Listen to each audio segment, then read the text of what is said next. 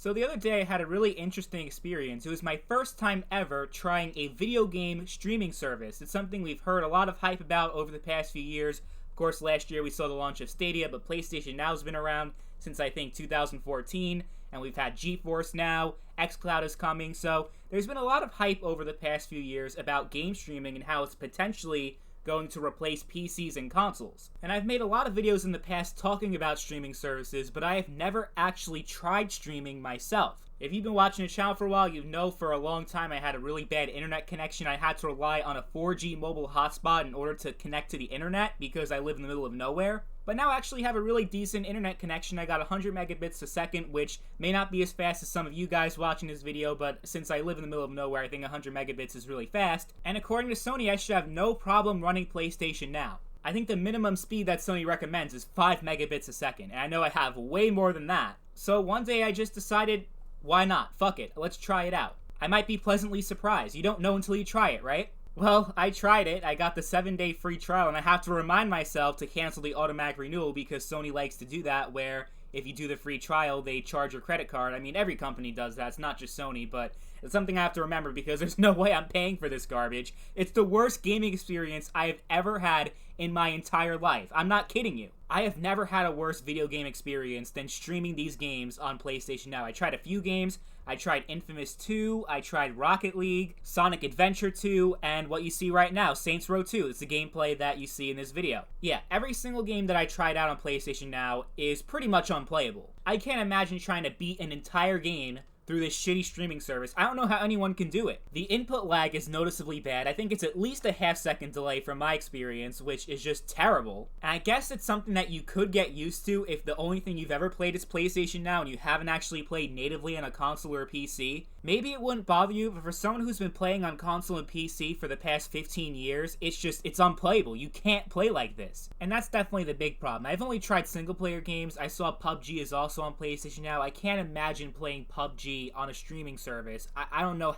how that's gonna work, because the single-player games are unplayable. I cannot imagine online multiplayer with the latency, with the input lag, with everything going on with this service. I can't imagine trying to play a game online with this shit. I wanted to try that out of curiosity, but I refused to pay for PlayStation Plus, the paid online bullshit. One of the many reasons why I switched to PC, and I am playing PlayStation Now on PC, because I just can't be bothered hooking up my PS4. And I'm sorry about the black bars, but there really wasn't anything I could do about that, because if I want to record the gameplay for some reason, if I'm on full screen, it just won't work. The Xbox game bar won't work. The Nvidia's built-in recording software won't work. So in order for me to record, I have to have the black bars, and I have to have it on a window, which is just so weird. It makes absolutely no sense. It's just, I guess it's just down to PlayStation Now being shitty software on PC. The resolution is capped at 720p, which makes sense because you don't want to overwhelm the servers or whatever. Like, I'm okay with that because it is a streaming service, right?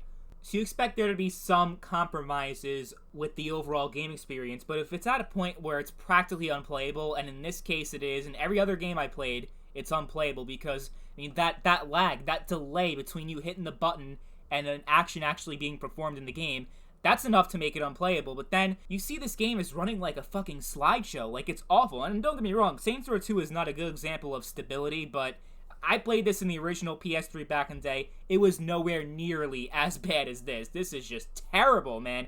It's running like sub 30, sub 20 FPS almost. And that's definitely the lag with the servers. That's what's causing it. And really, the best way to compare my experience on PlayStation Now to anything else is like running this on a really bad emulator. Like a really bad PS3 emulator. I mean, the PS3 emulator probably couldn't run this game. I don't know.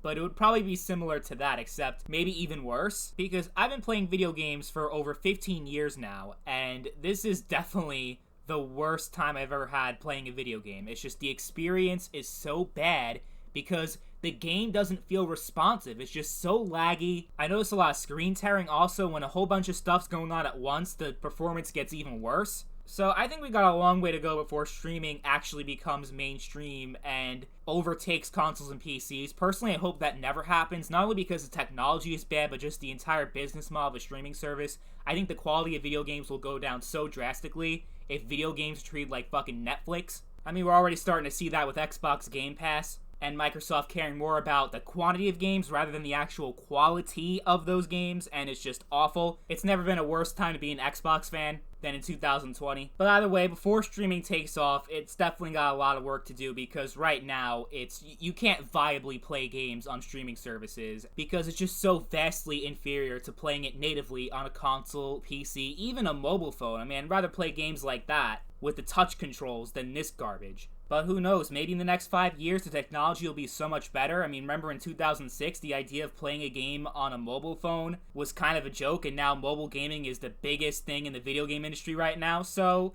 only time can tell. But I hope that streaming doesn't take off, because I just think it's a really bad business model for video games. That's just my personal opinion. I think it's going to dilute the quality of games significantly. We're already starting to see that with Game Pass. Microsoft is just shitting out as many games as they can and not really caring so much about the quality. Okay, yeah, sure, they delayed Halo Infinite, but for the most part, it's mostly about selling a streaming service to you or a subscription service rather than actually buying the individual game, which means that doesn't matter so much if the game itself is not as good, because at least it gets people to subscribe to the Xbox Game Pass. So when you treat a game like a service rather than a product, the quality is going to go down. I mean, we see that right now with AAA games. Every game is a live service, but with streaming and subscriptions, it's going to get even worse than it already is. So hopefully, video game streaming just dies very quickly. That's the best case scenario.